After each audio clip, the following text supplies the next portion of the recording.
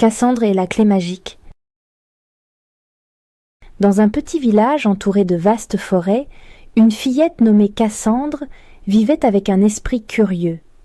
Elle passait ses après-midi à explorer les jardins et les bois environnants.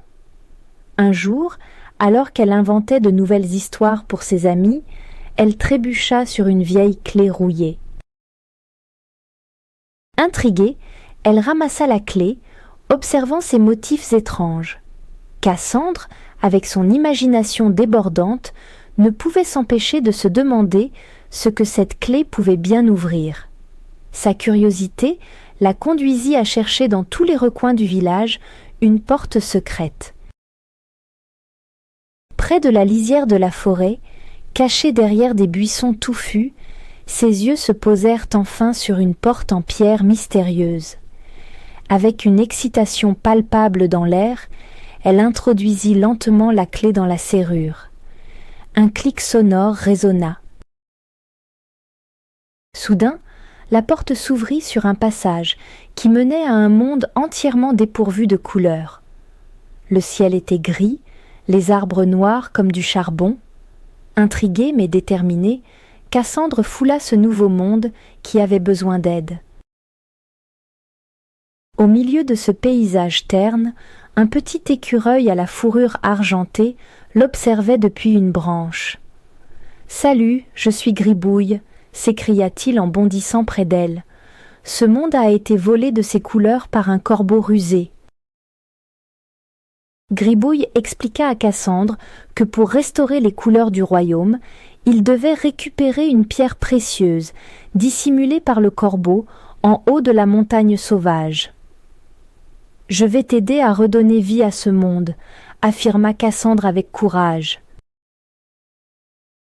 Leurs pas les conduisirent à travers des forêts sombres et des rivières glacées. Gribouille s'avérait un incroyable guide, dénichant des paysages cachés et des sentiers oubliés. Cassandre riait et célébrait chaque avancée. Un jour, alors qu'ils approchèrent de la montagne, une tempête de vent les saisit, emportant leur courage dans un instant de frayeur. Mais Gribouille rappela à Cassandre l'importance de leur quête. « Les couleurs ne les laisseront pas tomber », dit-il. Gribouille et Cassandre trouvèrent enfin le repère du corbeau au sommet de la montagne. Cachée dans un vieux nid, la pierre brillait faiblement, attendant d'être ramenée. À peine avait-il saisi la pierre que le corbeau furieux arriva en croassant. « Vous ne pouvez pas prendre ma précieuse trésor !»« Nous apportons de la vie et de la joie », répondit Cassandre bravement, tenant fermement la pierre. Le corbeau battit des ailes avec fracas, essayant de récupérer son bien. Mais Gribouille distraya l'oiseau par des acrobaties malicieuses. Cassandre profita de l'occasion pour descendre précipitamment la montagne.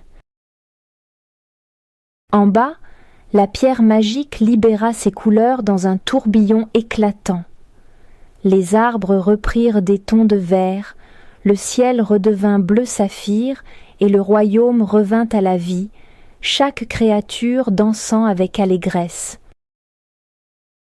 En signe de gratitude pour son courage et sa persévérance, l'écureuil remit à Cassandre une plume aux teintes d'arc-en-ciel, souvenir de son aventure au-delà de la porte magique. De retour dans son village, Cassandre racontait ses aventures avec passion. La plume restait là, rappelant que la magie et l'amitié pouvaient transformer les mondes. Chaque matin, elle observait la clé magique pendue à son cou, prête à découvrir de nouveaux mystères, car le monde abonde en merveilles pour ceux qui osent ouvrir des portes. Ainsi, l'histoire de Cassandre et Gribouille, la quête pour les couleurs perdues, demeure une légende que tous les enfants aimaient entendre, un témoignage de courage et de créativité.